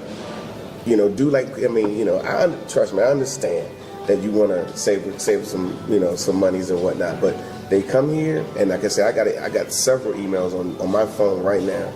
Hey, me and so-and-so was here right now, and we want to use your services because we basically don't know what we're doing, but we got here. Okay. And then, and for us, it's like, first of all, it takes a little effort to put things in place because we're not the only people coming to South Africa. Mm-hmm. The whole world comes here. Well, not only that, babe, we have people that have already done the work, that have already paid the money that we're giving our attention to. So to jump through hoops at the last minute for someone is not how we do business. Like, I need to be able to prepare for you and to prepare for you properly. That's why I'm like, everything needs to be paid for 30 days in advance because it takes me months to, get accommodations to make sure all the logistics are in place. My poor assistant, she's probably like, do this. She's reminding me to do stuff. But because we have a legit team of people that make sure that your stay is great. It's not us. I'm not coming to pick you up in my car. I'm not running to take you to these places. You're not staying in my house. So to call me when you get here, not to quote Asha because she addressed it in her own way, like that's just it's a little bit disrespectful and it's rude because I live here every day. Yeah. So I am actually living when you call me and be like, squeak, 911. Like for example, you in Cape Town, you in the hotel that you were staying in, you went to Seabus. That thing was it was fly as hell. Oh yeah, you loved it. You would have never even known. Yeah, I would have never. Do they make sorbet for you in your face? Yeah, you'll see in the video. I saw the video. Yeah. So many videos. Yeah, so it's like but I would have never selected that. But nobody, and if there's a travel person in the States who was just sitting on the computer trying to find something for you to do, they would never have found that because we got exclusive access because they brought us in specifically. They flew us to Cape Town specifically to show us these types of things. So when you came through, I made a phone call. Yeah, and you a phone call I couldn't have made. Yeah, I would have been like, well, just take me give me some room service at the Marriott. Well, not the Marriott. I wouldn't have even gone. I wouldn't have known where to go. But that Seabus was super fly, and it's a black woman.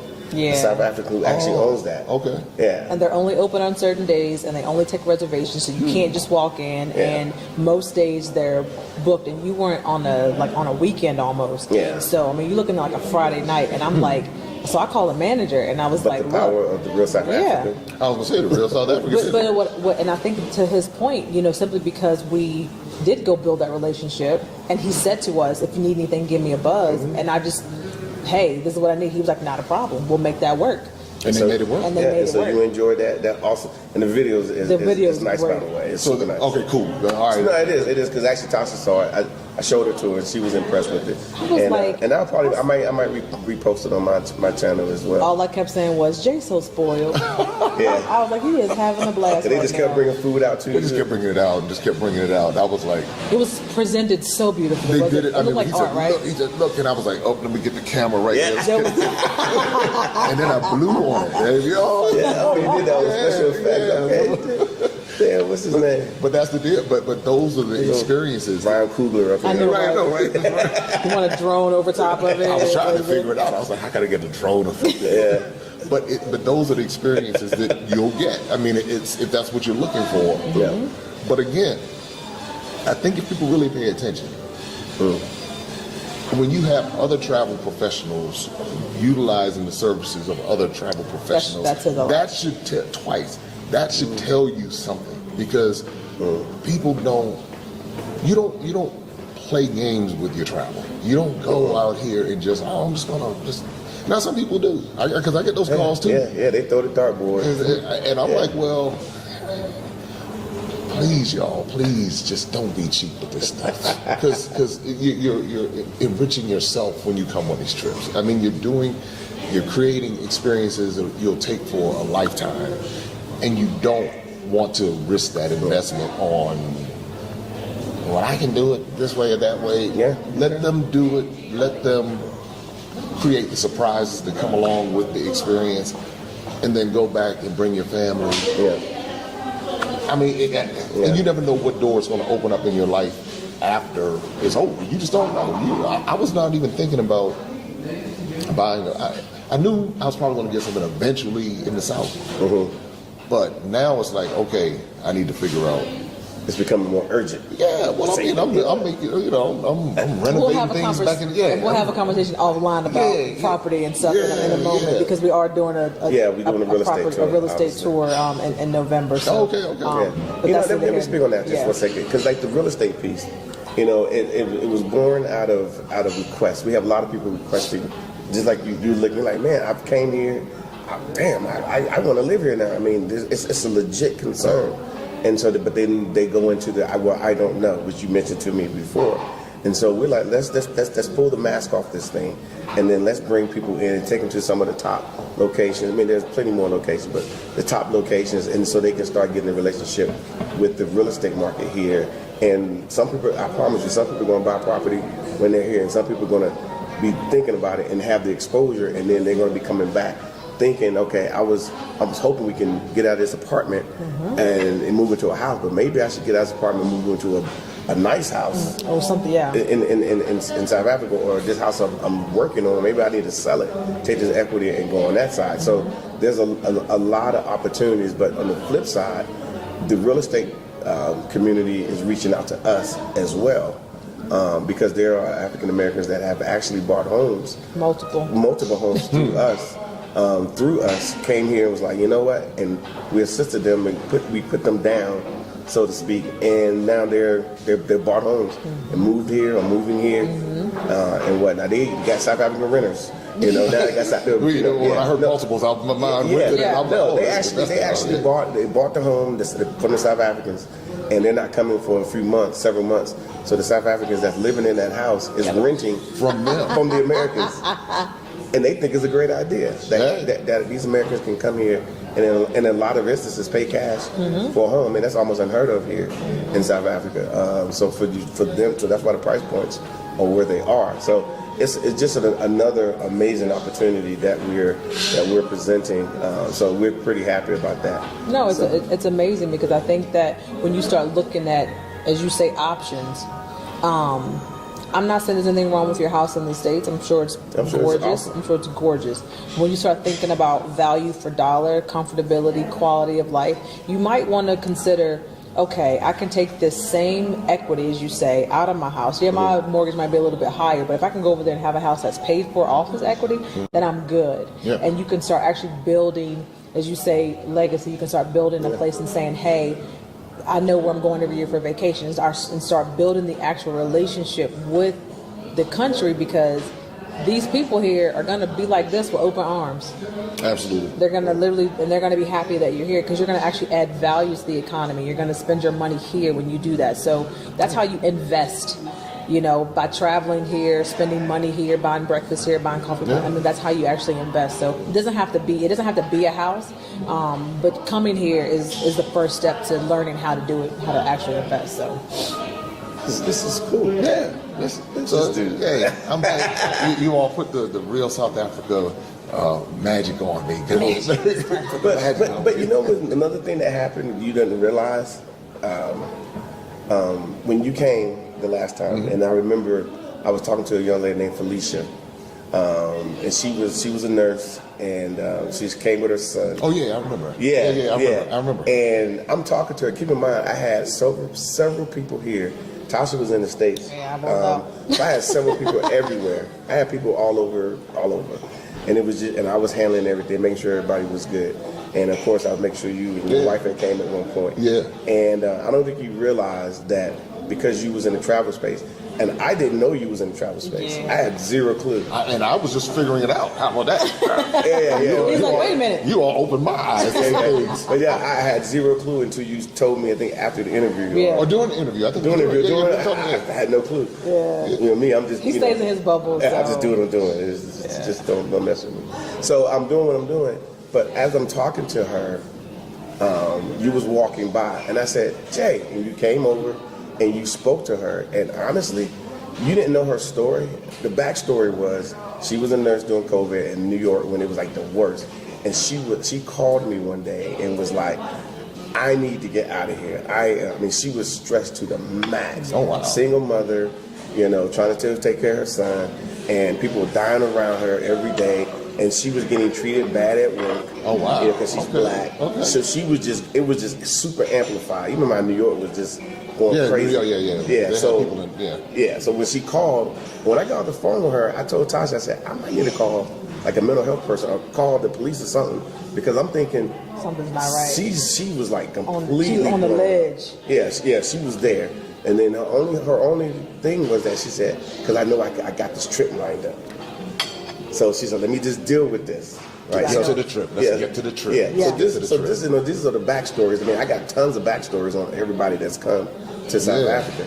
So I'm talking to her because I'm like, I want to make sure she's good. I almost want to just hold her. Because that's serious. Yeah. And then when you came and you sat down and you started talking to her about Africa, it really made a massive difference. Really? And you didn't know that. I did not know that. Yeah, no, she was like, she was like, wow. Like she thought you was some paid consultant somewhere. Really? And I said, no, he's on the trip and he has an experience and he's sharing. Mm-hmm. And it made her time a lot better. She was able to go, and she was able to do that in Africa. But because I told Tasha, I think that maybe the same day or the next day, I said, I don't know, this Jay guy came and started talking to her. I didn't have to say anything, and you just talked to her, and she literally was like yeah, it made it really yes, because she needed to hear that it was okay to number one be in Africa. Isn't this something? Yeah. Now I'm sitting here like, wow. No, because you got to understand. That's the kind of work we're doing. Yeah. No, because you got to understand, and I'm sure that you do. I don't mean it that way. Most of our people, and I told Mark this the other day, we were trying to have a conversation about like, why do we think there's still this barrier, still this fear? Mm-hmm. And I said, most of our people are waiting for someone to tell them it's okay. It's okay. They're waiting for permission to go. So when you talk to them on the phone, they're offering up all these excuses and stuff, and it's like they're literally waiting for someone to say it's okay. It's okay to come to Africa. It's okay to visit Africa. It's okay to visit any part of the continent. It's okay. They're waiting for permission for it to come. Yes, for you to tell her, for you that day, because you didn't probably even notice. I just sat back. I was like, there's somebody else. I didn't consoling people. And I say that from the consoling perspective is because so many of our travelers come here, and we got to kind of like work with them, like mentally, because they have to unwind. They're about to pop. So then when you came through and you had no inhibitions about being in Africa, and you just came and just some woman you didn't even know, she didn't know you, she just knew your name because I said this is Jay, and you just kind of said, hey, this is how it works. This is this, and it wasn't me. It made a massive difference. So keep doing what you're doing. Oh yeah, I'm gonna have to because I had no idea. I mean, I remember her story. And I think her son wanted to go. He wanted to go hang out somewhere. He finally wanted to go hang out. Remember, he didn't want to come at all. He didn't want to come. Yeah. But then he finally got to hanging out. And she wanted Mark to chat to him. She was like, "Can you please make him come?" Mark was like, "I don't do that." So then he got here and it was like, "Pew!" I was like, "Dude, you didn't even want to come." Yeah. I never saw him. Yeah. So wow, I would be curious how they're doing now. I guess just out of curiosity. I understand completely. But I mean, now I'll be thinking. Yeah, so keep doing it. I mean, I know what our effects are. Obviously, you know what your effects are. But you'll be surprised when you have a conversation and people watching this video will gravitate towards it. And then I think the last thing I want to chat about is the book. In your book, in your At the end of your videos, you have a content. Yeah. Oh, the Adventures of Darren and Destiny. Yeah, that's the it. children's books. Yeah, the books. I was like, no, which you talking about? No, All that of one. them. I like that one. No, Yeah, I don't know how you even did it. Yeah, that was amazing. So you can actually talk about it. Okay, well, when my first trip was to Ghana, and I was moved by that, and I wanted to create something, because I know a lot of children don't get exposure, especially our children. Yeah. Or if they see something, it'll be something negative or whatever. So I just decided to write the book based upon where I went. And I said, that's what I'm going to do for every place that I go to. Yeah. So now I have a backlog of books, but we started with Ghana, then Tanzania, then Zanzibar. So we're getting ready to release the Kilimanjaro book, because I climbed Kilimanjaro, so we're going to release that book. We have Togo, Benin, Salvador, and Brazil. I know we skipped continents. It's okay. But it's like, I want our children to have the ability to Travel. see the world through our perspective. Well, let's know when we get ready to do South Africa. Well, that's what I'm working on now. But you know what's funny? And you might not think it's effective, even though you might have a backlog, even though people can go and find your book. How can they find your book? They can go to DarrenandDestiny.com, or they go to MaximumImpactTravel.com. Say that again. DarrenandDestiny.com. DarrenDarren. Okay. And Destiny. Okay. DESTINY.com, or just go to MaximumImpactTravel.com, and then they can find it right there in the shop. And that's where you can get the books from, or you can get them on Amazon. You know, they're available on Amazon also. But here's the part: children now want to travel. Now they want to come to Africa. Now I have people always say, they want to go to Africa. Now. As soon as you left, Tell them about that one. That little boy. Mom called me. I can't remember. It was like December or something. She's like, my son's gonna be 8 in last June, and she's like, he is driving me nuts. He wants to come to South Africa. Oh wow! So the entire family had to come here because it was his birthday, and he was like, I want to go to South Africa. And this kid was wide open. He was so like, his brain didn't even. He was like, why? His granddad was like, he's been here before. That little yeah, boy he had been here before. One of those people. Because even I think even like an elder or a granddad was like trying to get him to be afraid of South Africa, and he was just like, I don't know why y'all don't want to come here. Like, this place is great. He was wide open. Yeah. So they ended up coming because of him. Because of an 8-year-old. So it tells you he was influence 7 of children. He was Yes. 7. He was 7. He turned 8 here. He turned 8 here. And she when she called me, she said, he will not shut up. She was like, I don't know, but I have to bring him, because he said he don't want nothing for his birthday except he wants to come to South Africa. There you go. Yep. And he was not letting up. And he had the entire bounce park for his birthday to himself. Yep. Whoa. Right here in South Africa. He had an amazing. He ate. When I say that kid ate good, this kid ate a whole spatchcock chicken. The whole chicken. He ate a spatchcock chicken. It's a full chicken. It's a baby flat, chicken, but and it's then flat. Yeah. He ate the And whole just chicken. ate the whole thing. Ate the whole chicken. The daughter was eating lamb, and the mom and dad were like, "My kids eat," but like they They took advantage of the moment. Yeah, but no, what ultimately happened was, like I said, it was the kids' idea, so they ended up wanting to come. Honestly, I remember speaking to the father when he first got there. yeah. He was kind of like, I just came here because my kid wanted me to come. Yeah. The mom was down. The daughter was like, yay, you know. Because she was a little bit older than the son. She was a little bit older. She was 11. Yeah, Okay. she was a little bit older. But because of the influence of the child, they got here and they all jumped on board. So if you look at, I did an interview with them. The father, who was the least engaged, not saying he didn't want to come, he was the least engaged, was the most engaged when it was all over said and done. Yeah. And that was the influence, like you said. So if let's say these young people are exposed to your books, Yes. like Marvel Comics or something. Yes. Then they'll be like, well, you know what? I saw something, and going to Kilimanjaro. I want to go to Kilimanjaro. That's the plan. And ironically, that's another thing you did. I wrote that jingle. Did you? I wrote the jingle. So now he's trying to get extra credit. see, now I'm trying to, you was doing good with the books, nigga. Not the jingle of that. It's all right. He's like, and I want my songwriter credit too. Thank you very much. But those are the things I thought about it. We're working on live production, live stage production, That's gonna be the awesome. animated series. Okay. So all of these are part of the Darren and Destiny brand. We have bed linens, shoes, And hats. so all these people who are in this space that are watching these videos, that's hearing all your credits and they're probably going to reach out to you They should. and say, hey, how can I assist? How can I help? Because it's taken, and I'm going to say it this way, and it might become offensive to some, but it takes these our type of people. Yes. Who whatever we are, I don't know, A-type, I don't know, whatever the type. I don't know what to. I'm trying to figure it out. but it takes our type of people to, we're not freedom fighters or anything like that, or civil rights movement people. Right. But we're benefiting from it right now. Absolutely. From the freedom fighters that were in South Africa that made this available. We're sitting in one of the main freedom fighters sanctuaries right now, and then of course we've all benefited from the civil rights movement. So me and you in the States, can sit here and so we're handing the baton to us, and we're picking it up. And there are other people like us, many people like us, that will hear what you're doing. Because I know there's plenty of people have reached out to us and say, how can we assist?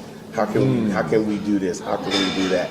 So that's why I brought up your book, and I didn't realize there were some other things going on. But people will see this and be like, let me reach out to him, and let's see how we can expand this to our people. Because eventually, I mentioned to you earlier, and people are probably starting to realize that mainstream media is not going to do it for us. Not at all. So the African Diaspora News Channel, which is appropriately named, just like our company is appropriately named, just like yours appropriately named, you try to get the maximum impact. Right. Because he's writing jingles too. That's what you got to do, man. But we got that energy to do these things. So I'm glad to be able to connect the African Diaspora News Channel to the African channel here. And let's start making this bridge, and then and then there are going to be some South Africans or Africans that are going to reach out to you about the books, and hey, maybe we could do this, maybe we could do that, and then we get these people, these lazy people, up off their tail, and let's put all these black people together, because if we come together, it is on. Well, that's one of the reasons why I'm here with the two of you, because in our conversations, I was like, well, why would I come to South Africa and not come to you?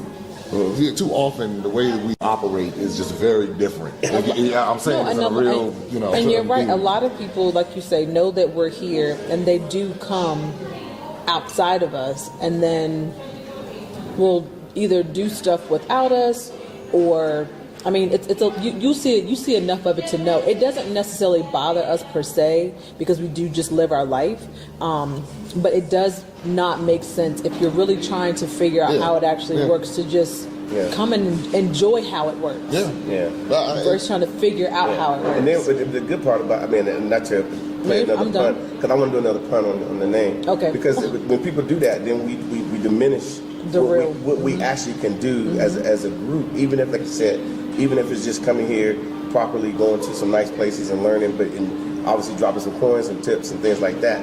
But if everybody's kind of saying, hey, this is how we're doing things, this is how we're moving in this direction, then we would get a maximum impact. There we go. I knew it was coming. I love it. I was waiting for it. Yeah. But that's real. It's real, because I know that I couldn't have done this for myself. Not the way that you all did it. So when I look, without hitting all the branches. Yeah, I've been going through. I've wasted time, and it's like, we don't have time to waste. You don't fly 9,000 miles to figure it out. No, I'm not going to go in, especially when I know people who are there. 100%. It's one thing if I don't know anybody who's there, then I got to go. Oh, here we go. Right. But if I know someone who's there, it's like, okay, everybody has a different audience. 100%. So it's like, well, why wouldn't I come to you? Why wouldn't we partner or whatever and make this thing work? I don't know why we don't think like this as people. But you know what? It's baffling. Part of it, this is how we chip away at a lot of things. Right. Because when they see us, like, wait a minute, they're actually able to work together? Yeah. You don't take anything from me at all. Right, that's what I'm saying. As far as I'm concerned, like the fact that we're even chatting about, you want to bring people to South Africa and you want to use what we do. And the fact that you've seen something different this time says, I know we kind of put together something, but like now I'm thinking I might need to include. That means that means that I'm doing my job. Absolutely. That means that I'm in my purpose. I'm fulfilling exactly what our passion is, which is to show people the real South Africa. Yeah. Give them an opportunity to say, what does my future look like if Africa Yes. is in it? Whether it be Tanzania, whether it be Ghana, whether it be Just Kenya. Africa, What yeah. does it look like if Africa is in it? And what does it look like if Africa is in it properly? That's right. Not in a way that says, you got to go over there and save the world. What does it look like if I'm in it, if Africa's in my life, and I experience it the way I deserve to experience it? Because that's the way we put stuff together. I think you deserve to stay in a boutique hotel. Yeah, I would have never. I didn't even know this existed. I would have come. I'm telling you. I just. That's why. Here's a principle I live by. I've learned growing up in our culture. We've been trained to be afraid with our money. Yeah. Scared money don't make money. Scared money scared money finds bad situations. Scared money Makes bad decisions. Right, makes bad decisions. And I work hard for my money. Who you tell? And so I want to be able to, when I spend it, it's just a principle that, and I think a lot of people are coming to that. They're saying, all right, if you're going to bring a family, if you're going to bring hey, look, make sure that your family's taken care of. And that's what you have here at the Real South Africa. Now my family, they're like, okay, so when are we, now, I was going to tell you that I was going, I have a milestone birthday this year. Is it coming this year? It's this year. When is it? In December. So, Are you coming back? I'll see you in December. Yeah, December. Okay, no problem. However, business is booming in another part of the continent for me. In December. In December. Oh. I was going to come here. Oh, This is wow. where I was going to. This is where I was. I was like, yeah, South Africa. I'm going to, Oh, it's easy to- I got some other stuff too. Man, we got so much. But stuff. just know, just hold tight though. I'm trying to rework some things here. I'm trying. He over there doing math. I'm trying to. Carry the one. If you got my message, I was just rambling in the message. I was like, I'm rambling in the message. I said, Mark. I said, she said, who's that? I said, it's Jay. I said, he got a whole bunch of stuff going on right now. I was rambling, and I knew I was rambling. It's funny, you're not the only one to do this. You were thinking out loud. I was thinking out loud. I could hear it. I said, okay, he's processing. I said, he's processing right now. I said, I'll give him a minute and we'll talk about it later. Yeah, we know. We've seen it before. Yeah, I know what that looks like. Give me a It's minute. the deconstructing. Something's Yeah. happening. Matter of fact, my sister called me just the other day because she's planning on moving here, and she's been here 4 or 5 times. And she said, Mark, I've been thinking. Uh-oh. And she just started going in and in about being here and forget the, and we're getting ready to retire now and the whole nine. So yeah, it's a real conversation that I think us in America need to have. I think it's happening, but by conversations like this Yeah. that you don't typically see. Yeah, and people in the UK as well, and those in the Caribbean. I gotta keep adding. And them. Canada. Yeah. Diaspora throughout the world. Yeah, I don't know about those Canadians. Even though I do have a small audience there. Yeah, I do. in Australia, folks are watching that. But you know your analytics. Yeah. They're right there. I say Canada every time. They're number 4 on the list. Yeah. Oh, number 4. Yeah. So yeah, but if you, I would encourage you with this. Just keep doing what you're doing YouTube. because it is impacting people with the real South Africa. See, I had a little word. He's like, singer, I got you back.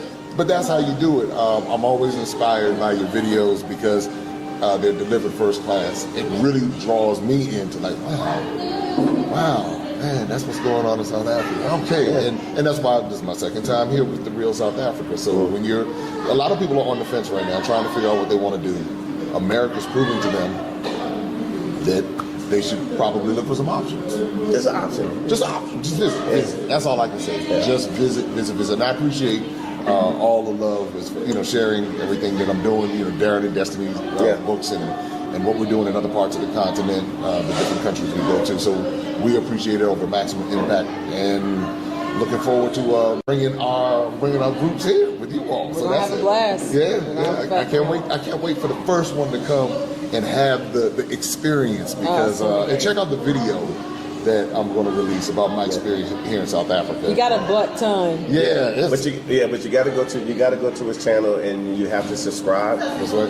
Like on our channel, we have, I think half the people that are watching our content aren't subscribers. But if you subscribe, you can get the stuff. I mean, it's coming.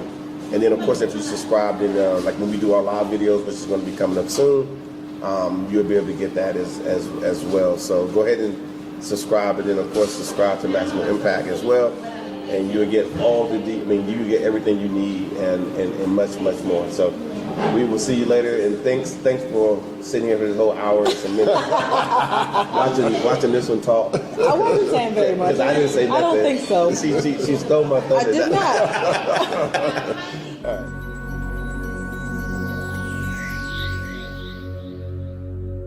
right. For Africa, it's just one click away. And when you check out, we have a financial option to help you make your payments. It's called Affirm. We have partnered with them, and at checkout, make sure you select Affirm as your payment option.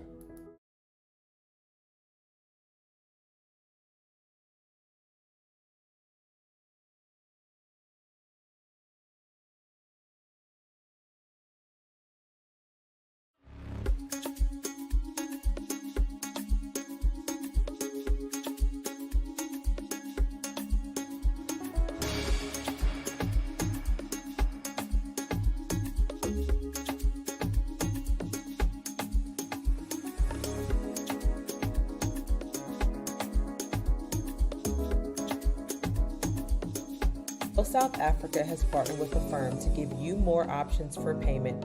Please visit our website to find out more.